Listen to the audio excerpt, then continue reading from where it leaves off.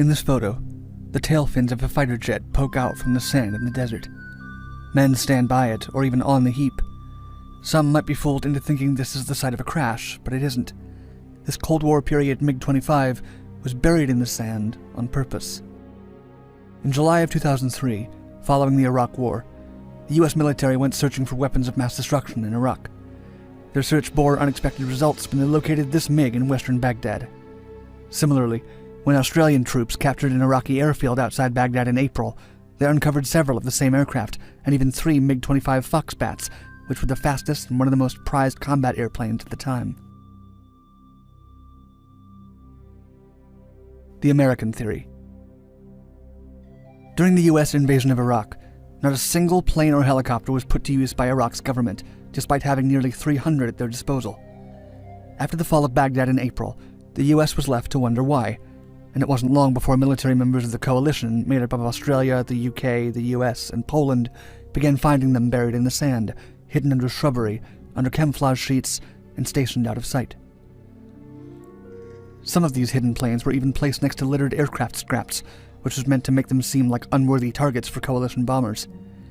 As Florida Representative and Chairman of the House Intelligence Committee Porter Goss said at the time when he returned from a trip to the defeated nation, quote, "Our guys have found 30-something brand new aircraft buried in the sand to deny us access to them. These are craft we didn't know about." The US military was left to wonder why exactly Saddam Hussein had ordered to keep the aircraft on the ground hidden. The first plausible and partially propagandist explanation was that Iraq's military simply knew that it was outmatched by the US Air Force and the British Royal Air Force, since the majority of Iraq's planes were increasingly outdated Soviet MiGs, old French Mirage fighters, and a few Foxbats and MiG-29 Fulcrums.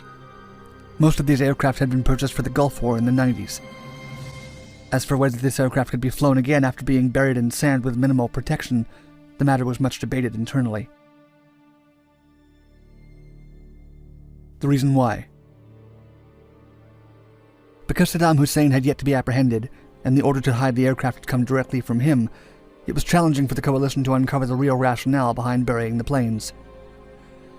The US military was mistaken in believing the aircraft had been buried due to fear. It was actually part of a strategy devised by Hussein himself. As he prepared for the war in 2002, after President Bush announced his intention to intervene in the country, Hussein believed the war would be limited and brief, with him staying in power after the fact, just as he had done after the Gulf War. He did, however, question if things would be different, and the US might deploy more troops and use greater force in order to remove him, as he expressed to his commanders in a 1992 conversation, saying, quote, "They might wonder how much force they need to deploy this time to achieve what they failed to do last time." Yet he decided to follow his instincts and his philosophy of informing military decisions by past experiences. Thanks to documents retrieved after the war, it is now known that his main military concern was the possibility of an internal coup or a civilian uprising, followed by the threat posed by Iran and Israel, and in the very last place, the conflict with the coalition. Based on this line of thinking, he sought to preserve the strength of his military for upcoming fights. Strategic repetition. Saddam Hussein had already implemented the same strategy before, although that attempt was rather unsuccessful too. During the Gulf War, Iraq hid planes across the country, but they were still targeted and often destroyed by the opposing coalition.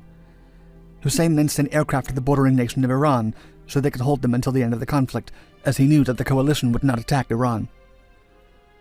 What Hussein wasn't counting on was Iran's unwillingness to return the 173 transport, fighter, and bomber aircraft temporarily given to them.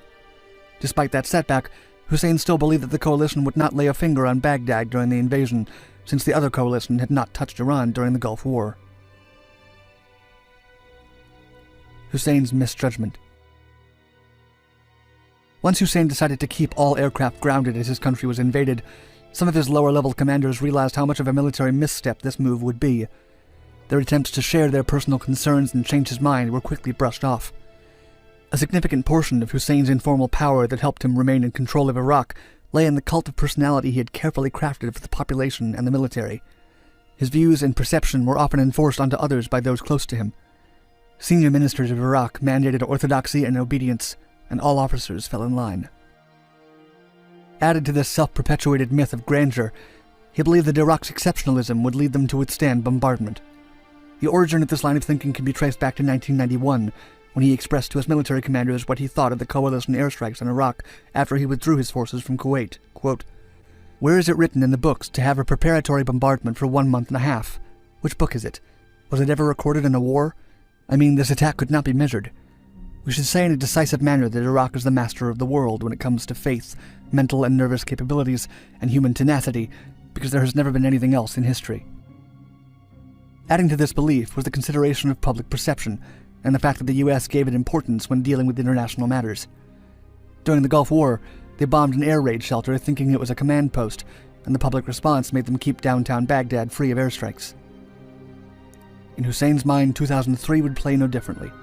The coalition did attack and bomb Baghdad, claiming victory on April 15th, and soon after began uncovering aircraft buried in the Iraqi desert.